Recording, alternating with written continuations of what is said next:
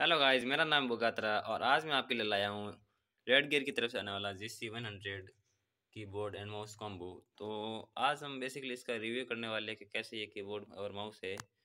तो मैंने जस्ट अभी अभी रिसीव किया है इसको। एक बार मैं आपको इसकी लाइटिंग दिखा देता हूँ, लाइट बंद करके।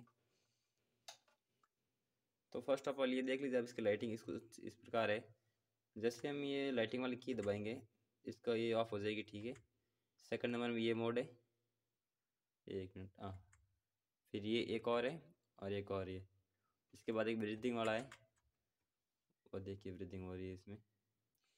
और इसकी ब्राइटनेस कंट्रोल करने के लिए आपको ये फंक्शन के साथ पेज डाउन, एक मिनट पहले इसको मैं ऑफ कर देता हूँ फंक्शन वाले, ठीक है। फंक्शन के साथ पेज डाउन करेंगे तो ब्राइटनेस कम हो जाएगी, और पेज अप करेंगे तो ब्राइटनेस फुल हो जाएगी।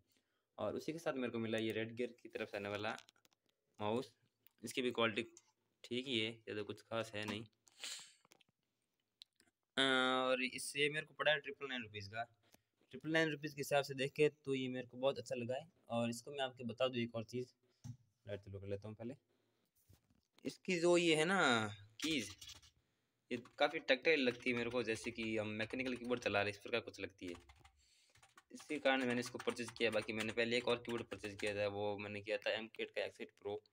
उसकी वर्थ थी 500 रुपीज़, पर उसकी कीज़ इतनी मेरे को अच्छी नहीं लगी, इसलिए मैंने ये ऑर्डर किया है। इसकी की आवाज़ सुन सकते हैं आप।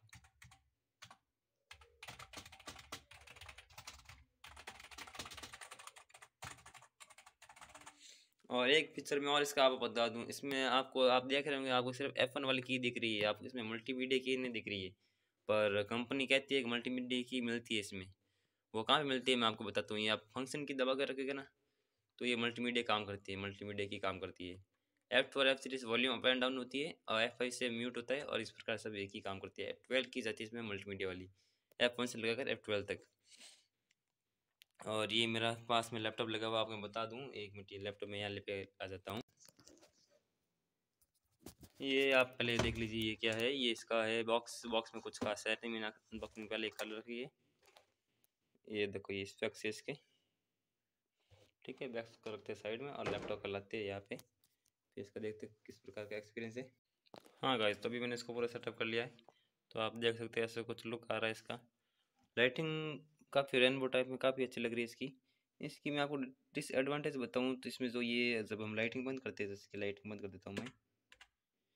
जब लाइटिंग बंद करते हैं तो इसकी जो कीज़ है ये हमें कुछ प्रॉपर नहीं दिखती है। इसमें जो ये है वो ट्रांसपेरेंट कीज़ है, जैसे कि लाइटिंग की में भी आती रहे। इसलिए अगर हम इसको बिना लाइटिंग के करेंगे तो इसमें हमें कीज़ में थोड़ी वो दिक्कत होगी देखने में के लिए। बाकी 1000 रुपये के हिसाब से मेरे को बहुत अच्छे लगे इसके, ये दोनों 1000 रुपये में आ जाते हैं। बाकी नॉर्मली इनका जो फील है, टाइपिंग एक्सपीरियंस है, वो बहुत अच्छा है।